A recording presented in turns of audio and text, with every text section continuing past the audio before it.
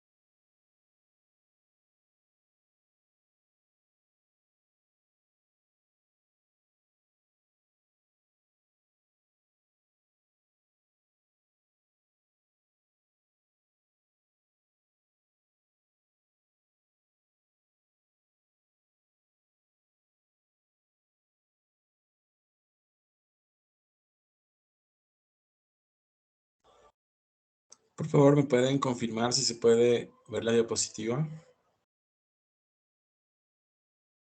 Si se me escucha también. Sí se ve. Muchas gracias. Muchas gracias. Bueno, Sí, economista.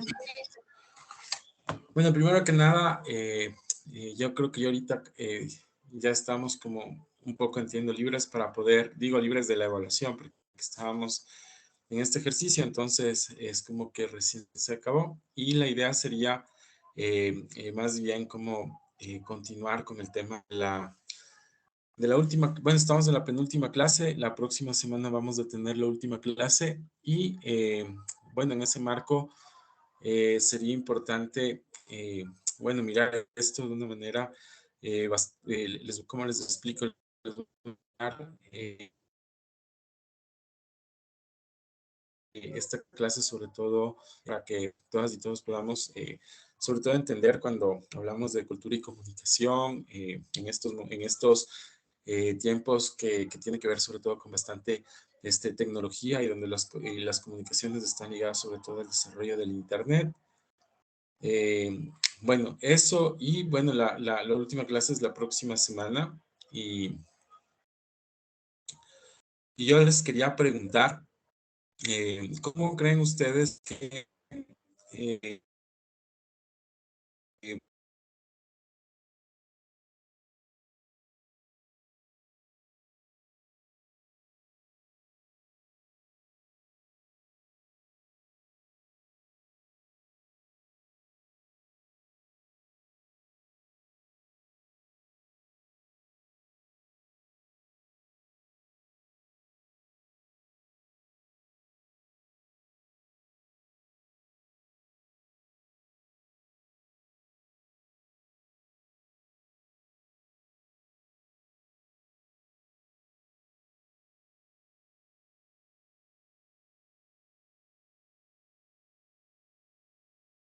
Economista, no se le escucha nada. O solo es mi internet.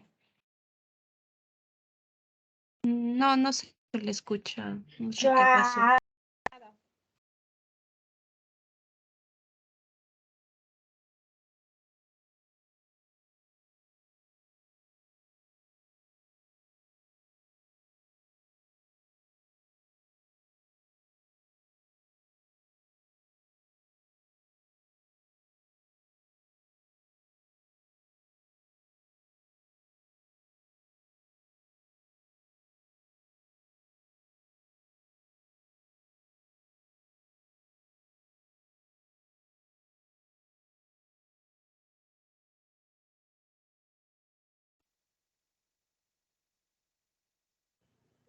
perdón, si me congeló un rato por el internet. Bueno, les había hecho un comentario, no sé qué opinan sobre el Lo que examen. pasa, lo que pasa es que no le escuchamos porque se le quedó, solo quedó en que nos iba a preguntar algo y de ahí ya se le colgó totalmente y no le escuchamos nada. Pensé que había dicho todo. La pregunta es, ¿cómo creen ustedes que hacemos la próxima semana? Porque ya la próxima semana es la última clase y bueno, tenemos que dar un examen parcial, entonces el último examen parcial y la pregunta es, ¿ustedes creen que hacemos como hacemos todas las veces que tomamos el examen después de la clase? Tenemos una hora de clase y tomamos el examen porque tenemos un tema más la próxima clase o damos al otro día el examen en otro horario, no sé, coméntenme por favor. Sería el mismo día, en mi opinión, porque al otro día ya tenemos otro examen de otra clase. Sería el mismo día. Opino Ya, yo. No sé si los compañeros están de acuerdo. ¿alguien que no esté de acuerdo?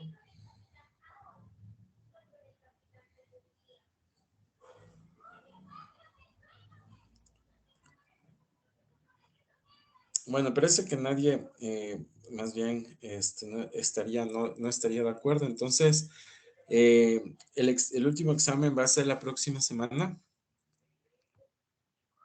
Perdón, solo quería ver cuál es el tema que vamos a ver la próxima semana.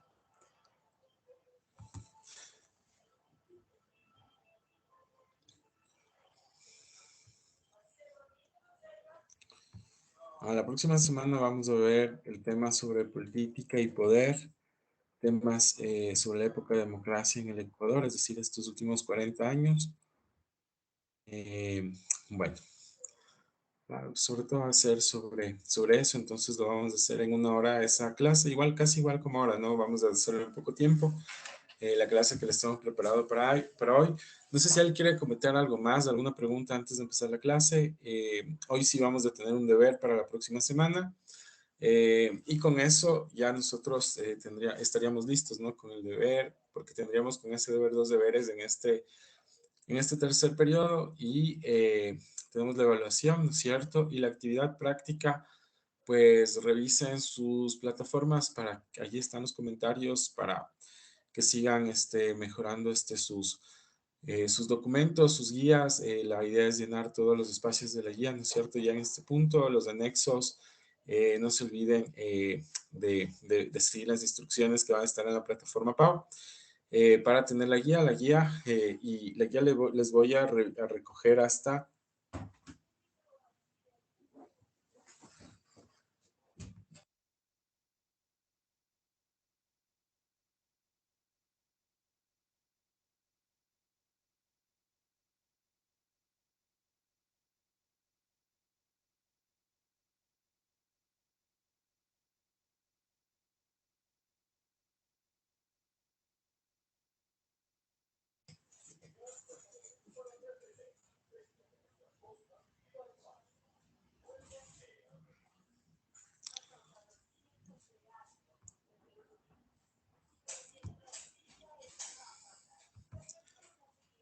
Listo, bueno, entonces esta es la clase de hoy. Bueno, vamos a ver sobre cultura y comunicación. La idea de esta clase sobre todo es abordar este tema primero a nivel global y después a nivel concreto, a nivel más que todo de la realidad ecuatoriana. Entonces, voy a hacer mi metodología de ahora va a ser como a modo de conversatorio, voy a sobre todo a comentar las diapositivas y bueno, si tienen preguntas, me comentan, ¿no? Vamos avanzando. Esto es una clase sobre todo que yo le he querido ligar este tema de cultura, comunicación a la economía.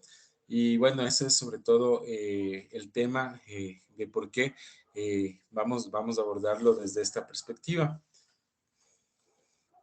Bueno, Manuel Castells, bueno, es un académico mexicano y escribe esto en el año 2000, ¿no? Pero sobre todo es importante porque de alguna manera describe sobre todo cuál es el contexto o el momento en que se encuentra en ese rato la economía a nivel mundial, ¿no es cierto? ¿Qué es cómo se ha desarrollado en las últimas décadas?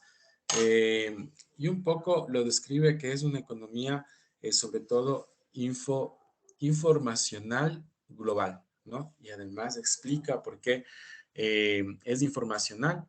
Dice que es informacional porque el proceso de producción y distribución depende de su capacidad para generar, procesar y aplicar con eficiencia la información basada en conocimiento, ¿no? Entonces, sobre todo, aquí lo que se mira, ¿no es cierto?, es que ya se mira sobre todo un poco ya del desarrollo tecnológico, ¿no?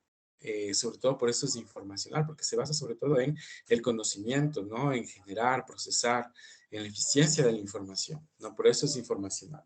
Y sobre todo por esto que tenemos ahora, toda la sociedad estamos más informadas, sobre todo por el desarrollo de las redes sociales, ¿no es cierto? El Twitter, el Facebook, bueno, el Instagram, el TikTok, que son instrumentos de comunicación que la mayor parte de la gente ahora se conecta con sus teléfonos celulares o a través del computador, de los servidores. Bueno, y el tema es, sobre todo, que estamos en una sociedad basada en la información y dice que también es global porque la producción se refiere sobre todo a nivel macro, ¿no? La producción en general, el consumo, la circulación en general, ¿no es cierto?, en cuanto a sus factores, ¿no?, de producción. Estamos hablando del capital, ¿no es cierto?, el trabajo, las materias primas y los mercados están organizados ahora de manera global, ¿no es cierto? Ahora, sobre todo estos se organizan a través, obviamente, de grandes marcas, sobre todo transnacionales, ¿no? Entonces se organizan de esa manera. Por lo tanto, de esa manera se describe que es informacional y global, ¿no? Como ven aquí, sobre todo también se trata de ligar a la economía, a esta explicación, sobre todo de cuál es el contexto comunicacional en el que estamos actualmente. Dice, por tanto, en estos momentos, tanto la producción como la competencia se realizan a través de una red de vínculos, ¿no? Entonces, sobre todo Castells, ya en el año 2000, mira que todo esto, sobre todo el tema de la economía, se fundamenta, el tema de la producción y la competencia, se fundamenta sobre todo a través de una red eh, de vínculos sobre todo que tienen los diferentes agentes, ¿no? Es decir, cuando esto ya empieza a suceder, ¿no es cierto?, de alguna manera la economía como que empieza a tener un poco más de independencia sobre el Estado, ¿no? Entonces empieza a tener su propia dinámica, su propia vida, su propia autonomía. Pero esto, o sea, lo que les estoy comentando es para que se imaginen esta situación a una escala global, ¿no? A una escala planetaria, sobre todo. Y siempre que hablemos, que cuando se explora este concepto de globalización, se relaciona mucho sobre todo al tema de la economía, ¿no? Sobre todo a la economía macro, a la economía globalizada, ¿no? O sea, ahora, por ejemplo, las empresas transnacionales, ¿no? Tienen sus principales oficinas en los principales países del mundo, ¿no? En las principales, perdón, ciudades del mundo, las más cosmopolitan, como son Londres, Nueva York, Singapur, ¿no? Francia. Entonces, en todas estas ciudades, allí se asientan las principales oficinas de las empresas transnacionales, ¿no? También en China, en Rusia. Bueno, y, eh, y ahí tienen sus oficinas, ¿cómo se diría? Subsidiarias o suboficinas en otros países, ¿no? Por ejemplo, en América Latina, no es que están en toda América Latina, no es que están en Quito, en Ecuador, no es que están en Perú, en Chile, no, están en México, ¿no? Allí es donde llegan sobre todo las principales oficinas, se concentran en México y desde allí operan para toda América Latina, ¿no? Sobre todo eso es como una forma como se estructuran estas empresas a nivel global. ¿Qué más dice? Entonces, esto sobre todo se fundamenta, ¿no? Desde esa época ya se mira una nueva economía. Las empresas no tienen como motivo principal la producción, sino la rentabilidad, ¿no es cierto? Entonces, el objetivo ya de las empresas en esta nueva economía es la ganancia. Por eso se buscan varias vías, sobre todo reduciendo costos, ¿no? Entonces, aquí es donde viene la teoría, muchas teorías de cómo se pueden reducir costos y cómo en esa, ¿cómo sería? En esa perspectiva pueden aumentar la productividad. Ojo que cuando hablamos de productividad, sobre todo hablamos de la eficiencia del trabajador, ¿no? De cuánto el trabajador puede producir en menos tiempo más, eso se trata de la productividad. Ampliando el mercado, acelerando la rotación del capital, ¿no? Entonces eh, tenemos esto, sobre todo, cómo se da el tema, ¿no es cierto?, de que estas personas, sobre todo cuando tienen más rentabilidad, obviamente, amplían el mercado, ¿no es cierto?, acelera, sobre todo se acelera.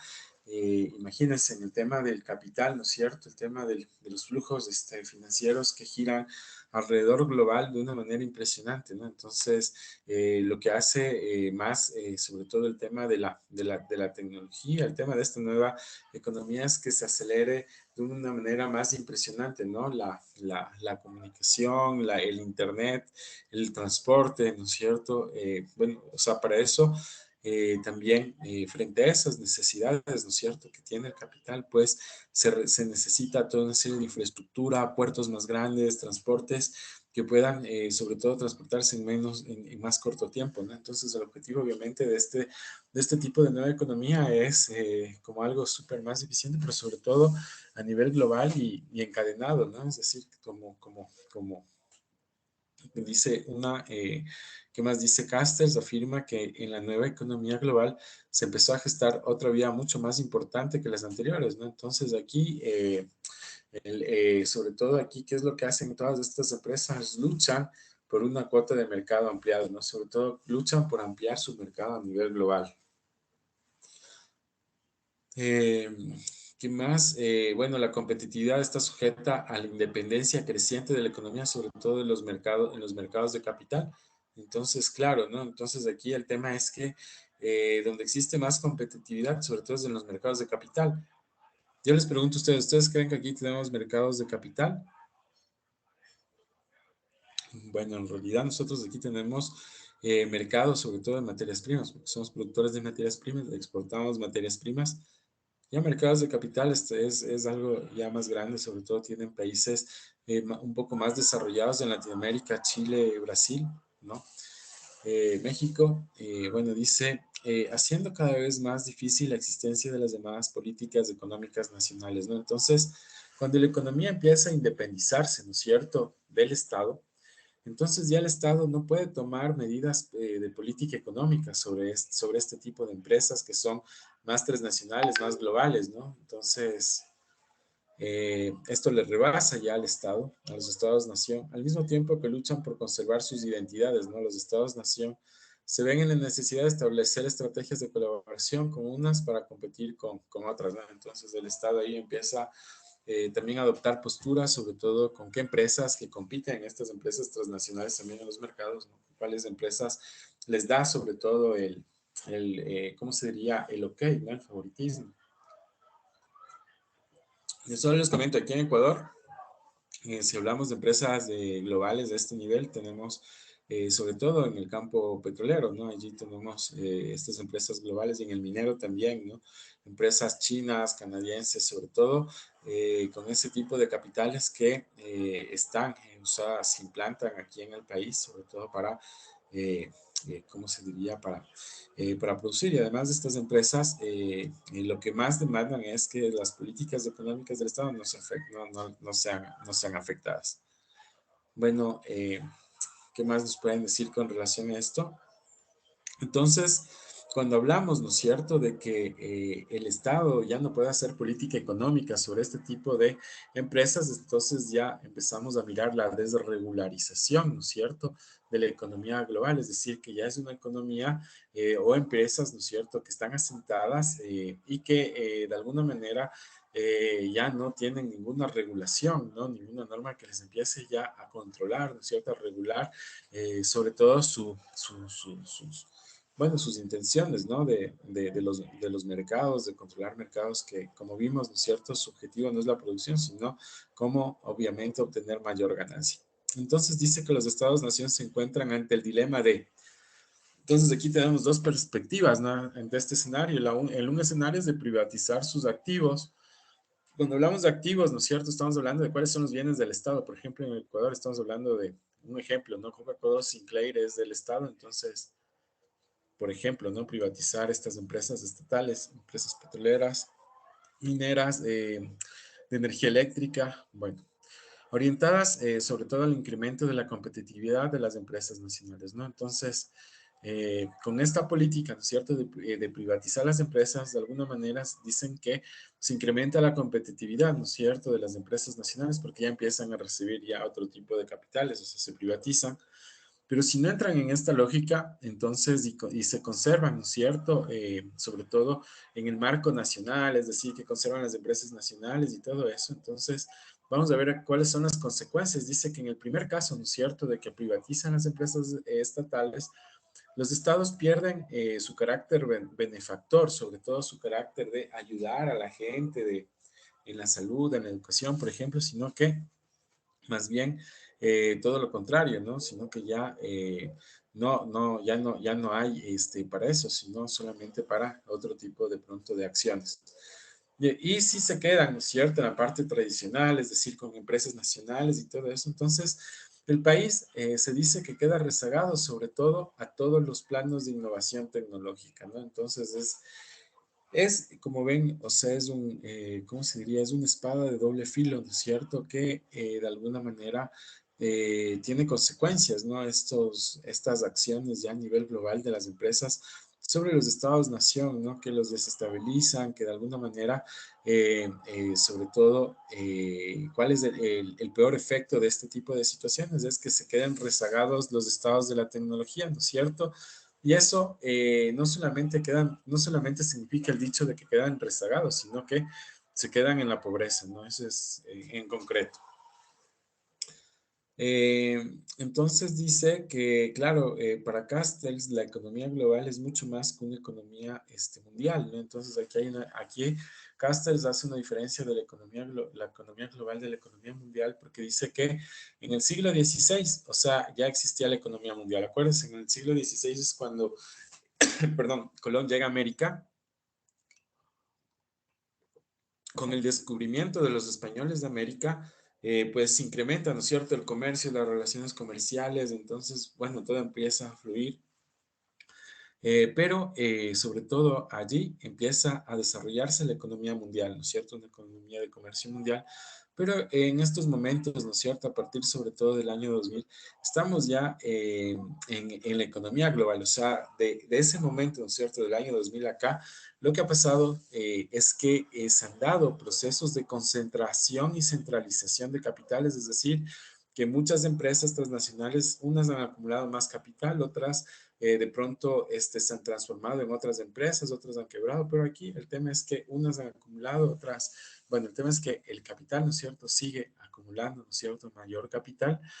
Y bueno, estamos en el contexto de la economía global. Entonces dice que en la economía global, ¿no es cierto?, para funcionar como una unidad de tiempo real. Entonces aquí que su principal característica, dice, de esta economía global es que funciona, ¿cómo se llama?, de una manera tan coordinada, pero a una escala planetaria, ¿no? Entonces, aquí no estamos hablando, ¿cómo se llama?, de una empresa, ¿no es cierto?, chiquito, un emprendimiento, sino las empresas que coordinan a una escala planetaria a tal punto, ¿no es cierto?, que el capital se mueve todas las 24 horas del día en todos los mercados financieros del mundo por medio de circuitos electrónicos, ¿no es cierto?, de tal manera que en pocos segundos se pueden realizar transacciones millonarias, ¿no es cierto?, que giran alrededor del mundo, de compra-ventas de bienes, de servicios, etcétera, ¿no?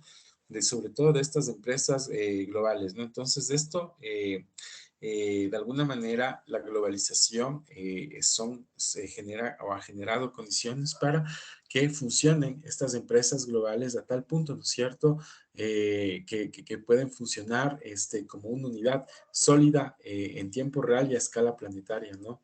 Con una coordinación tan perfecta que puede de pronto, supongamos, ¿no?, que hay una empresa de zapatos, ¿no es cierto?, que en un país, supongamos que en India elaboran toda la parte del zapato, ¿no es cierto?, de arriba, en otro país, en Brasil, elaboran la planta, ¿no es cierto?, qué sé yo, de pronto, en otro país, ensamblan esta planta del zapato y sale el producto, ¿no es cierto?, para nivel global, ¿no es cierto?, a unos precios, sobre todo,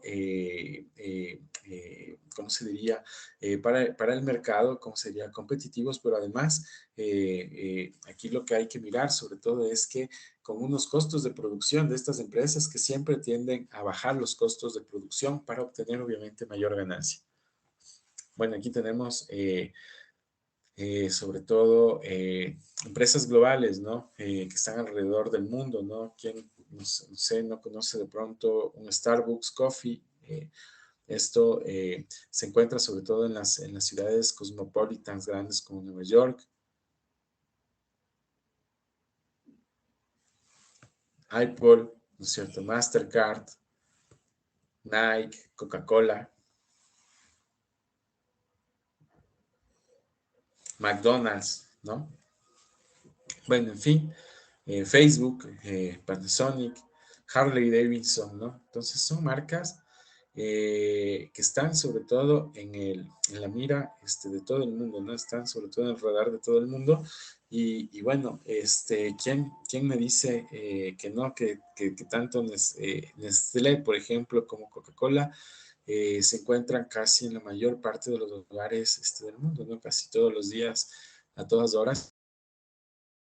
De eso se trata, es una empresa sobre todo global, multinacional, al igual que McDonald's, ¿no? Coca-Cola y McDonald's se encuentran en todas partes del mundo y bueno, estas empresas, imagínense que estas empresas globales como McDonald's, por ejemplo, pueden hacer, ¿no es cierto?, que además, como son empresas tan grandes y además monopolizan, se puede decir, o quieren monopolizar sobre todo el negocio, por ejemplo, de las comidas rápidas, de las hamburguesas, y papas fritas. McDonald's, ustedes sabían que importa papas, ¿cómo se llama?, desde Canadá. ¿Y por qué las exporta esas papas? ¿No? Yo les comento esto, yo alguna vez trabajaba, ¿no?, haciendo estudios de mercado, no voy a decir la empresa, pero trabajaba justo haciendo un estudio de mercado para McDonald's que se llamaba, esta metodología de estudio de mercado se llamaba el cliente fantasma, ¿no? Entonces, ¿de qué se trataba el cliente fantasma? Se trataba de que, bueno, bueno, McDonald's sobre todo hacía sus controles de calidad y contrataba clientes, ¿no es cierto? Es decir, que les pagaba, que les daba un ticket, por ejemplo, para ir a consumir una hamburguesa, ¿no? Unas papas fritas, una bebida. Y usted ahí como, o sea, ¿no es cierto? Probaba de pronto que las papas, sobre todo, todas estén amarillas. Entonces, si venían negritas en las puntas, significaba que la papa estaba dañada, ¿no? Entonces, eso no estaba permitido vender para los trabajadores. Entonces, cuando pasaba eso, entonces ahí los trabajadores reducían la calidad del producto, ¿no? Entonces, hacían estudios de calidad y también tomaban medidas para mejoras, ¿no? O sea, imagínense este tipo de empresas que se dan sobre todo el lujo, ¿no es cierto?, de hacer permanentemente estudios sobre su producto, sobre la calidad del servicio, ¿no es cierto?, de sus trabajadores hacia el cliente para mejorar permanentemente, ¿no? Entonces, bueno, son empresas globales que tienen mucho capital allá. Y sobre todo lo que les quería comentar de McDonald's era que, o sea, McDonald's puede hacer que, por ejemplo, en Argentina, ¿no es cierto?, las hamburguesas se vendan a un precio caro en Argentina, que se yo, en Brasil, puede hacer que las hamburguesas, ¿no es cierto?, estén a un precio sobre todo superior, pero que en Ecuador estas hamburguesas cuesten menos, ¿no? Sobre todo porque supongamos que en Ecuador existe una competencia bastante impresionante, muchas empresas, ¿no?, que hacen hamburguesas, incluso empresas nacionales, y como compiten con McDonald's, entonces McDonald's lo que hace es, se baja el precio por debajo del mercado, ¿no es cierto?, hace dumping. ¿Por qué? Porque quiere monopolizar, obviamente, el negocio de las comidas rápidas. Entonces, son solo ejemplos de estrategias, ¿no?, que hacen estas grandes transnacionales. Bueno, dice, si bien el capital se mueve a escala global, la mano de obra no. ¿No es cierto? Ustedes saben qué quiere decir este ejemplo, ¿no? Quiere decir sobre todo que a nivel global las mercancías, ¿no es cierto?, se mueven. Es decir, existe infraestructura logística solo para el movimiento de mercancías, pero para la mano de obra no. para la mano de obra existe sobre todo restricciones a través de visas, ¿no es cierto?, que no le permite sobre todo el flujo, ¿cómo se diría?, de circulación de la mano de obra a nivel global, ¿no? Hay restricciones.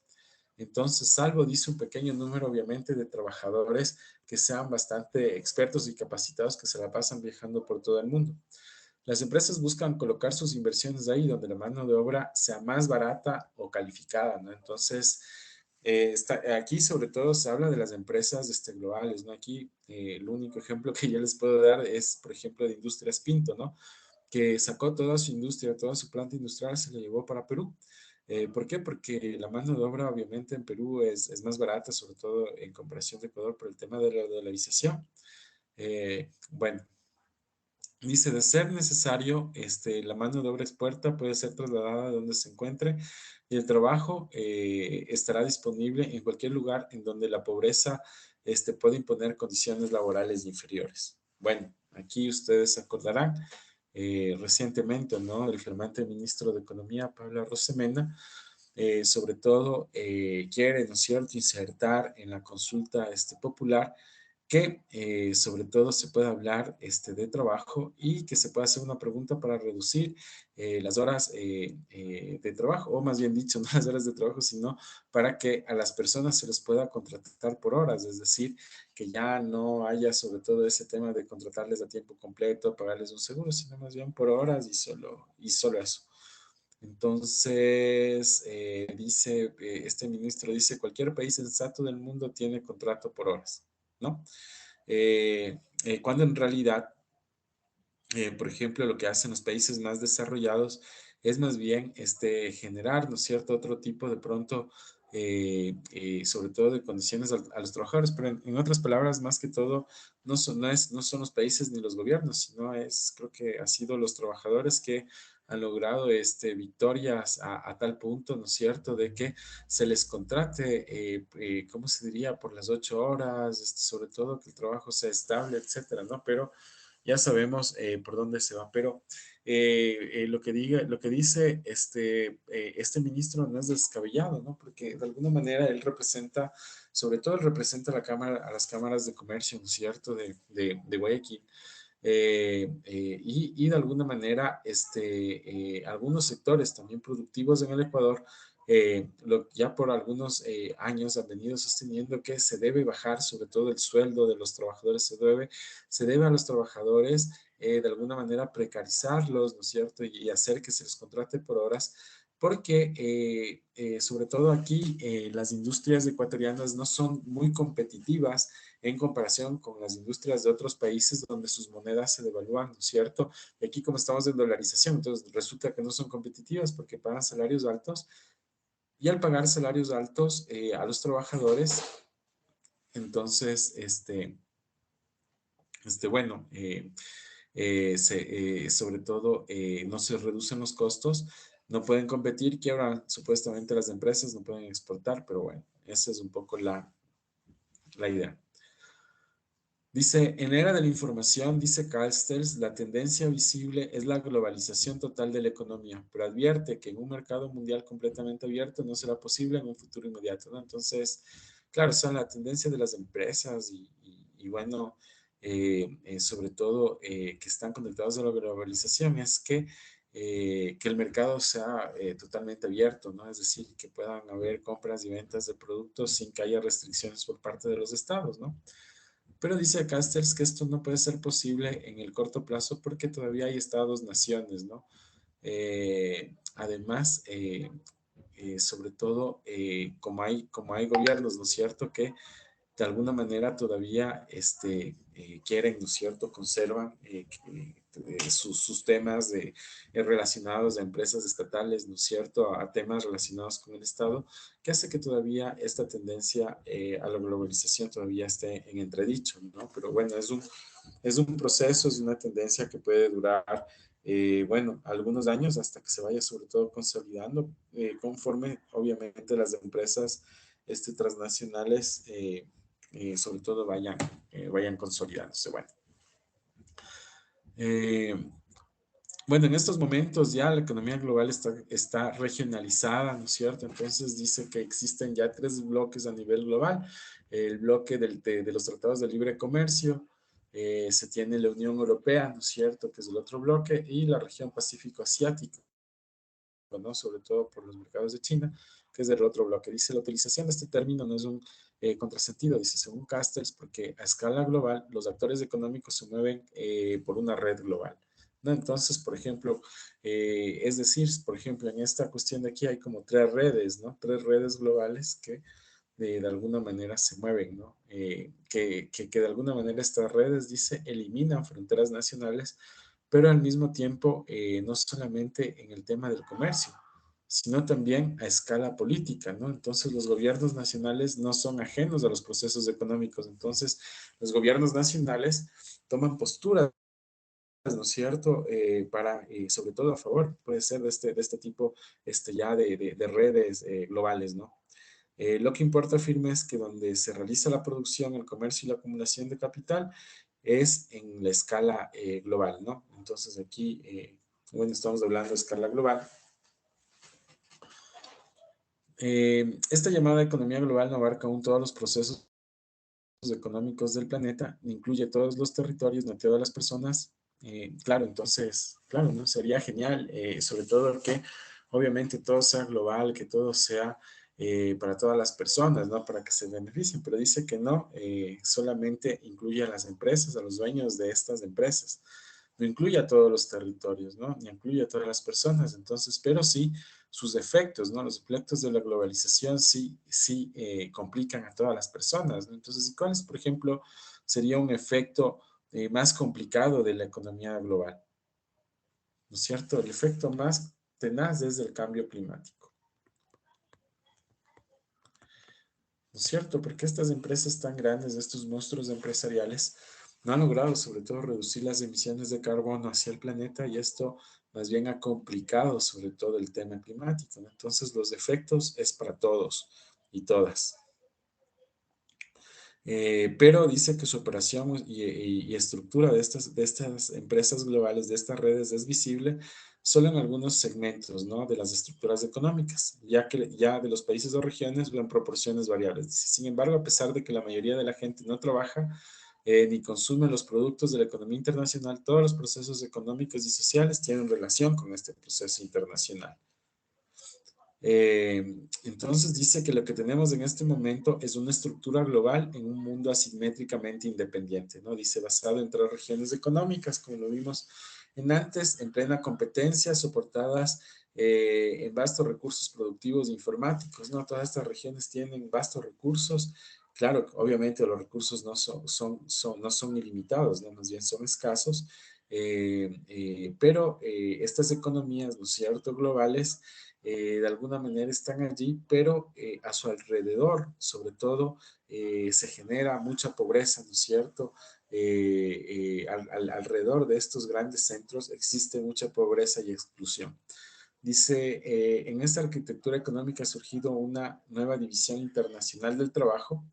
Entonces, tenemos una nueva división internacional del trabajo, ¿no? Entonces, aquí tenemos, por ejemplo, estos son como, ¿cómo se diría? Son como la élite, ¿no es cierto?, de los trabajadores de la economía global, son ya funcionarios, son ejecutivos, ¿no es cierto?, que se mueven por todas partes del mundo, ¿no es cierto?, viendo que tienen 3, 4 empresas, lo administran, qué sé yo, pero estos son los trabajadores que se pueden mover a todas partes del mundo, son como los más cotizados, bueno, etcétera, ganan un montón, ¿no?, estos ejecutivos.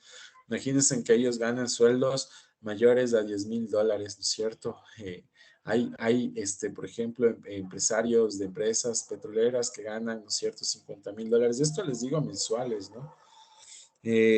Bueno, aquí luego tenemos los otros trabajadores, que son trabajadores sobre todo de bajo costo, ¿no es cierto? Son trabajadores de volumen, sobre todo aquí están, por ejemplo, todos, bueno, son estos trabajadores que de alguna manera, bueno, han terminado su colegio, no, de pronto no tienen universidad, pero se mueven sobre todo en trabajos, por ejemplo, de logística, etcétera, ¿no? Entonces, pero sobre todo aquí lo que hay que ver es que sus sueldos son bajos, ¿no? Aquí lo que se trata es que estos trabajadores tienen sueldos muy bajos, supongamos, ¿no es cierto? Todos ganan en un salario mínimo, se podría decir, trabajan 8 horas ya, 8 horas y tienen el seguro, y con la complicación de la pandemia, muchos de ellos pasaron a ganar la mitad, ¿no es cierto?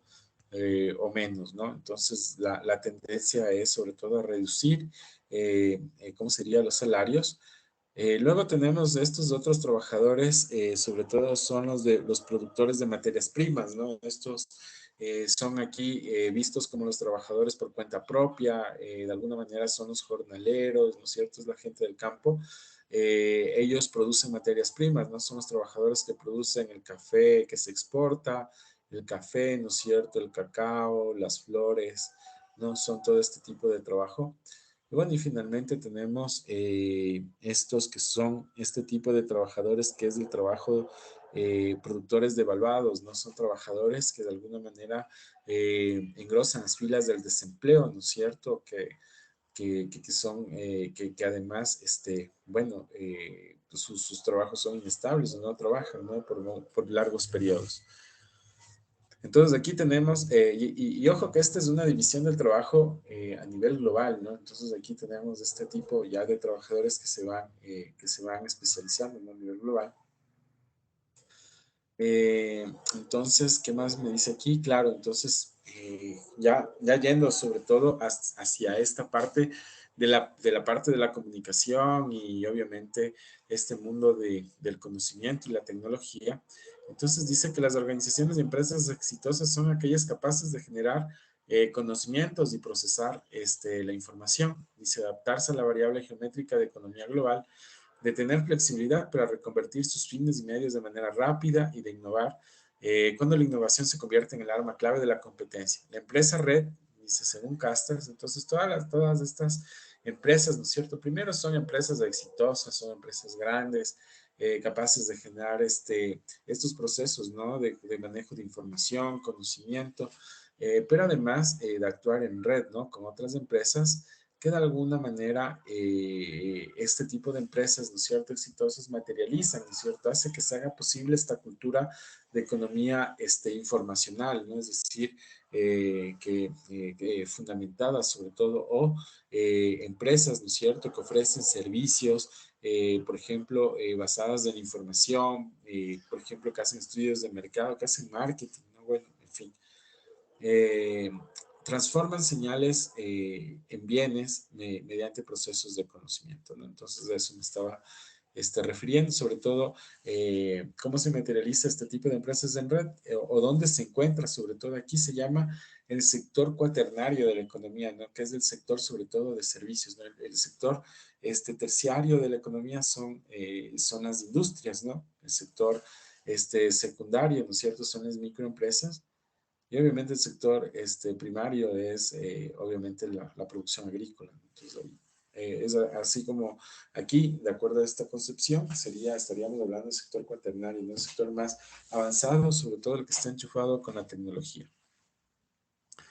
En la economía de la sociedad informacional, el trabajo sufrirá grandes transformaciones. Entonces dice, claro, o sea, ya en este tipo de economía lo que va a pasar es que la agricultura va a seguir a la baja, ¿no es cierto? Al igual que el trabajo industrial, ¿no? O sea, lo que se mira es que el trabajo de servicios va a seguir creciendo mientras que los otros tipos de trabajo, ¿no? El agrícola, el industrial, van a seguir más hacia la baja. Dice, aunque lo hará a un ritmo más lento, ¿no? Sobre todo el industrial. La mano de obra cesante será transferida a los servicios de producción, sobre todo en campos de salud y educación. En tanto que los empleos generen tiendas minoristas, la demanda será una mano de obra de escasa calificación. Entonces, se demandará sobre todo mano de obra, o sea, no se necesita para, ¿cómo les explico? Para determinadas formas de producción o determinados roles, ¿no es cierto? Dentro de la economía no se necesita mano de obra muy calificada, sobre todo barata, sí se necesita, ¿no es cierto? En el sentido inverso, dice al mismo tiempo, mientras esto pasa, con la mano de obra menos calificada, con la mano de obra más calificada, con la mano de obra ejecutiva y de profesionales, sobre todo lo que se mira es que se van van a ganar más, ¿no? A eso se refiere. Entonces, este fenómeno, ¿no? Sobre todo de desempleo y bajos salarios, dice Castells que no se le debe atribuir sobre todo al incremento de la tecnología, ¿no es cierto? Eso, ni siquiera decir que se está yendo a una sociedad sin trabajo, sino dice que lo que está pasando sobre todo es que la producción de estos momentos requiere una mano de obra nueva, ¿no es cierto? Una nueva mano de obra, es decir, que los trabajadores no se adapten a nuevas exigencias de calificación, como se requiere, ¿no es cierto? Una nueva mano de obra a estos nuevos momentos de la nueva economía. Entonces, si los trabajadores no se adaptan a las nuevas exigencias que requieren las empresas, entonces estos trabajadores van a ser desplazados o devaluados, ¿no? Es decir, van a pasar sobre todo a engrosar las filas de desempleo. Entonces dice que obviamente que estos trabajadores van a ocupar los puestos más bajos que no requieran ningún tipo de conocimiento específico. En otras palabras, lo que pasa es que, ¿qué quiere decir esto? De que si no se adaptan a la calificación laboral, es decir, si no se adaptan a las nuevas especializaciones, ¿no? Entonces, ahí va a haber trabajadores que se van a ir especializando, pero no es que van a ganar más, ¿no? Sino que van a tener trabajo nomás. Los otros no. Entonces aquí dice qué es lo que va pasando con el trabajador, ¿no? Entonces dice que el trabajador se va haciendo más individualizado cada vez que se desarrollan las tecnologías o se aplican las tecnologías en la empresa, que sobre todo tienen este objetivo de hacer un trabajador individual, es decir, de fragmentar sobre todo el trabajo, de fragmentar las relaciones entre los trabajadores, es decir, esto sucede cuando de pronto la jornada de trabajo se hace flexible, es decir, cuando la jornada de trabajo se hace por horas, el trabajo se hace parcial. Dice, en estas condiciones la seguridad laboral deja prácticamente de existir, ¿no? Cuando hablamos de la seguridad laboral, todos se refieren al seguro social, ¿no? Entonces, ya no tienen seguro social, entonces los contratos ya son impuestos por las empresas, es decir, les dan a los trabajadores un contrato por horas y ya no les pagan seguros, o sea, las empresas se libran de una serie de obligaciones que de pronto en ciertos países, por ejemplo, como el Ecuador, te garantiza la Constitución, pero como ven, o sea, las empresas siempre quieren salirse con la suya en estas partes. Una mano de obra desechable puede ser automatizada o contratada, despedida, externalizada según la demanda del mercado y los costos laborales. Bueno, o sea, esa mano de obra es más bien como desechable, así como se la contrata, se la despide. Para terminar el tema de lo global, dice los nuevos sistemas de comunicación. Ya, entonces, claro, todos estos sistemas de comunicación, sobre todo, no es que vamos a llegar a una realidad virtual, sino que es que esta construcción más bien de la virtualidad ya es real. Bueno, ahora ya estamos sobre todo en una realidad virtual, ahora mismo que estamos teniendo esta relación con ustedes a través, sobre todo, del Internet. Entonces, lo que caracteriza, dice, el nuevo sistema de comunicaciones es su capacidad para incluir y abarcar todas las manifestaciones culturales, al mismo tiempo que transforma el tiempo y el espacio, dimensiones fundamentales de la vida humana, ¿no? Entonces, en fin, estamos en este camino, ¿no es cierto? En este camino sobre todo del desarrollo, pero ahora vamos a ver qué es lo que pasa con Ecuador. Esto lo vamos a ver rápidamente en dos láminas. Entonces dice, en nuestro planeta existen enormes diferencias económicas y sociales. La gran parte de la población mundial no tiene comida, así que es difícil imaginarse que estas personas que no tienen comida, que son pobres, les puede interesar por los adelantos tecnológicos, ¿no? Las redes, sobre todo el tema, están enchufados con los adelantos tecnológicos.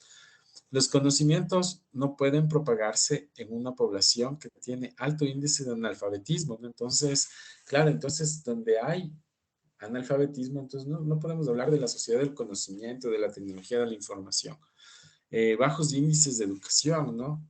Entonces aquí ya nos va dando sobre todo unos indicadores terribles para poder lograr estar sobre todo en esta ola de globalización, ¿no? Ya ven ustedes que hay una cuestión con el trabajo, ¿no? Que el trabajo se empieza a dividir. Entonces, si nosotros no estamos en la sociedad del conocimiento, si no nos educamos, ¿no es cierto? No nos capacitamos, entonces vamos, sobre todo, como quien dice, estar en esta otra parte, ¿no es cierto?, de los trabajadores no calificados que están en el desempleo, ¿no? Entonces, si la sociedad no se desarrolla, no genera sus propias salvaguardias, entonces, bueno, está en problemas, ¿no? Entonces, aquí dice, si hay analfabetismo, si hay bajos niveles de educación, entonces no estamos hablando de una sociedad del conocimiento, ¿no? Porque aquí la idea era ver, sobre todo con Ecuador, en qué momento estamos, ¿no? Del tema de la tecnología y el conocimiento. Bueno, cualquiera puede decir, bueno, tenemos internet, tenemos computadoras, tenemos celulares, puedo acceder al Twitter, al Facebook, puede decir estamos bien, pero es su percepción, pero en general cuando miramos a nivel general, no toda la población tiene esos privilegios que de pronto ustedes tienen, ¿no? Entonces, donde hay exclusión social, ¿no es cierto? Donde hay desempleo, donde hay exclusión social, no puede haber, sobre todo, avances tecnológicos, desarrollo.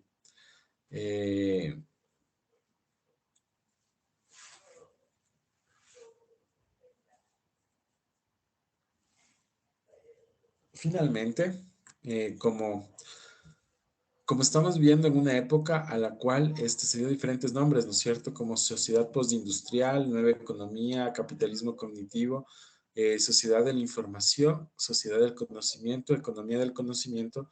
Ecuador tiene diferentes retos para enfrentar los dilemas de la nueva sociedad, caracterizada básicamente por el masivo uso de Internet y las tecnologías de la información.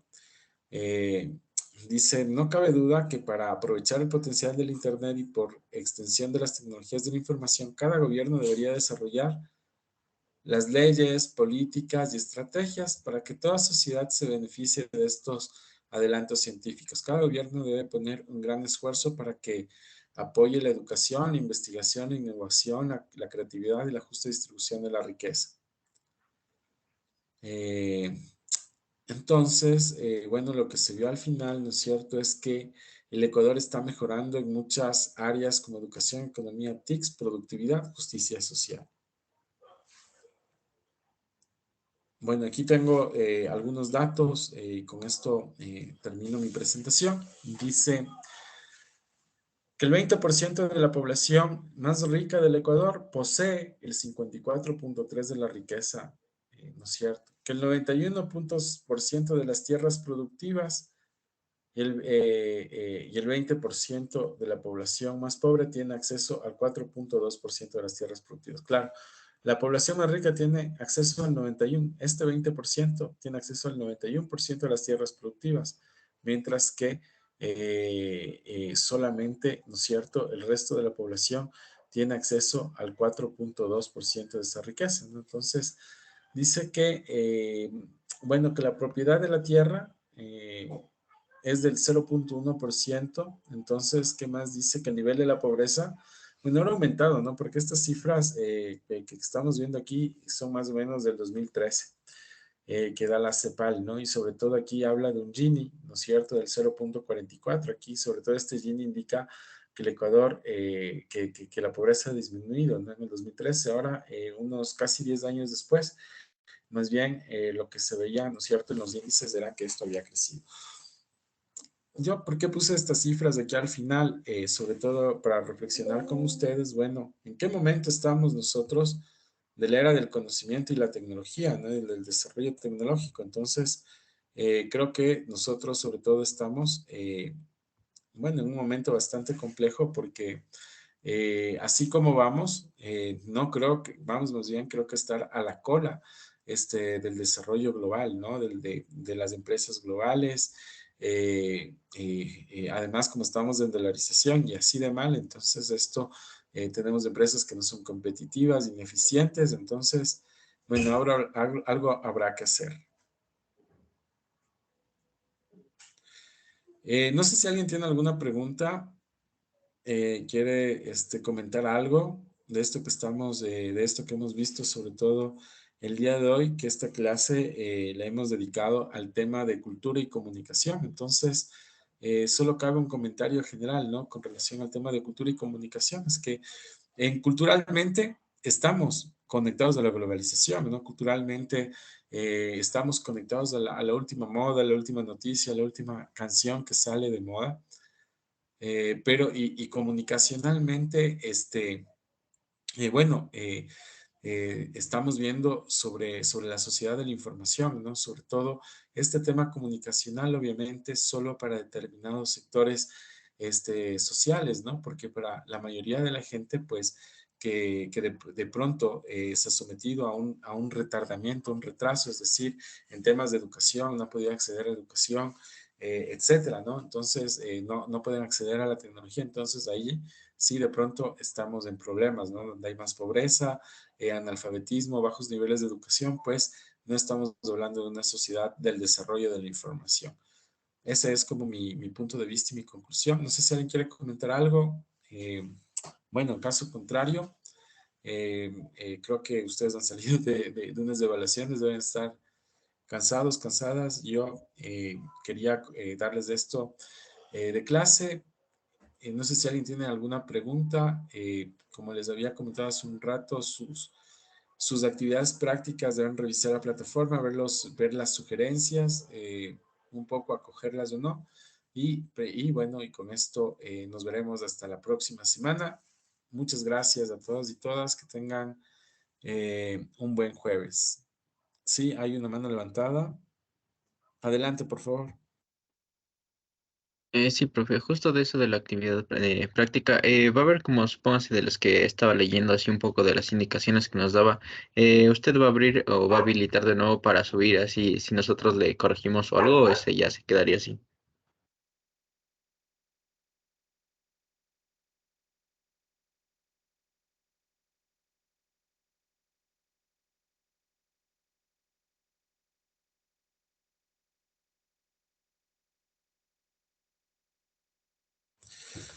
Eh, Bueno, sí, yo les voy a dar, yo creo que ya tienen las indicaciones de la plataforma PAO de qué es lo que se debe hacer. Yo voy a habilitar a partir del día de mañana las instrucciones para presentar la actividad práctica y lo único que hay que hacer allí es revisar las instrucciones porque además de allí van a estar las condiciones de calificación, ¿no? Entonces, por ejemplo, yo lo que voy a calificar, ¿no es cierto? En este trabajo va a ser la presentación, va a ser la aplicación de normas AP, es decir, si ustedes citan, por ejemplo, si ustedes, yo a la mayoría les puse que en los fundamentos teóricos deben incluir conceptos, si ustedes usan, si ustedes hablan de mercado, de demanda, de producción, de estudios de mercado, ustedes deben decir qué es cada uno de estos temas, ¿no? Entonces, allí la idea es que voy a calificar, ¿no es cierto?, 4 aspectos que yo les pido que tomen en consideración y además, obviamente, va a ser la presentación que ustedes hagan del proyecto. Como yo les había comentado desde un inicio, ¿no es cierto? Vamos a hacer un video y vamos a colgar en el anexo del documento. Entonces, sobre todo presentando el proyecto. Con eso yo creo que terminaríamos. El tema de la actividad práctica, vamos a presentarlo. Van a tener sobre todo el tiempo de presentación, como vamos a dar nosotros la prueba el día jueves. Y yo necesito pasar notas hasta el jueves 6 de octubre, perdón, sí, 6 de octubre. Entonces voy a tener que recibirles unos días antes. Les voy a recibir máximo hasta el 5 de octubre, ¿ok? El trabajo, el proyecto, para que yo ya el 6 ya califico y paso notas. Los que ya me presentan antes voy a seguir calificando y van a seguir viendo ya las notas en la plataforma. Eso, no sé si alguien tiene alguna pregunta o algo más. Ok, profe, muchas gracias. Y para lo que tengamos antes de la prueba, nos hace un breve resumen de lo que se ha visto. También, ¿no es cierto, profe?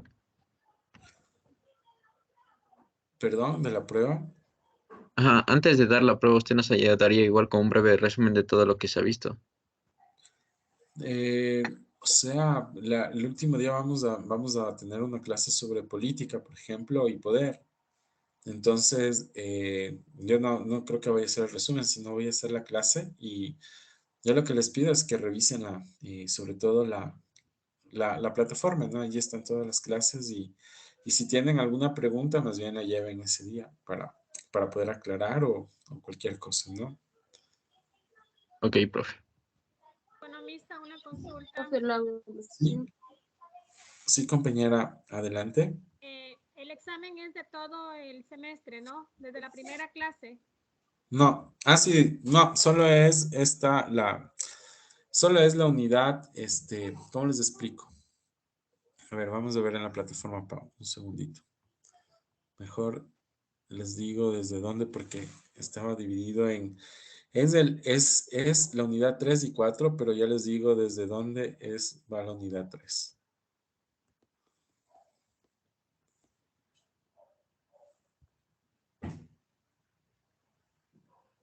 A ver, toda la unidad 4, ¿no es cierto? Aquí tenemos, en la unidad 4 tenemos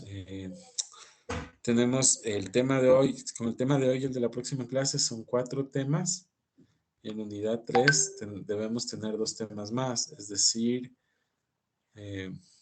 déjenme ver, el tema sobre todo va a ir desde concentración y distribución de la riqueza.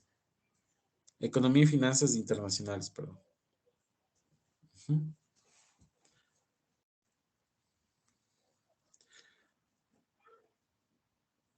Gracias, economista. Listo. Desde la unidad 3, Economía y Finanzas Internacionales, y desde ahí iría Profe, me puso la Perdón, no lo escuché bien. si me puso la asistencia. Sí le puse la asistencia. No se preocupe. ¿Alguien más? Parece que Sí, economista, yo, sí, disculpe. dígame, compañera. Ya, del video, no, lo que pasa es que no lo entendí muy bien, pero tengo que hacer el video para el proyecto, o sea, yo me grabo explicando el proyecto o yo puedo grabar, por ejemplo, en mi caso, como yo estaba haciendo algunas entrevistas con algunos productores, puedo grabar alguna entrevista que haga con el productor o cómo haría. Bueno, está bien. Por ejemplo, para los que no tengan, usted tiene una relación, ¿cómo le explico? Está haciendo su trabajo con la sociedad, se puede decir, bueno, en este caso con los productores. Entonces, me puede hacer ese video y le puede subir como anexo. Pero los que no tienen eso, esas acciones, si no solo son planteamientos, entonces tienen que hacer una presentación. Lo suyo va a pasar como una presentación. ¿De acuerdo? Y ahí lo que tiene que fortalecer es la guía, ¿no? O sea, la guía es muy importante porque la guía tiene una nota. Entonces, ya van a ver en las instrucciones cómo están distribuidas las notas y si cumplen los 4 puntos de las notas, que son 4 puntos, entonces tienen 10, ¿no? Entonces ahí ya va a depender de ustedes. Entonces nos vemos la próxima clase, ¿no? Ya les digo, revisen un poco la plataforma PAO, las unidades y bueno, y nos vemos entonces la próxima clase y ese día les tomo la última evaluación.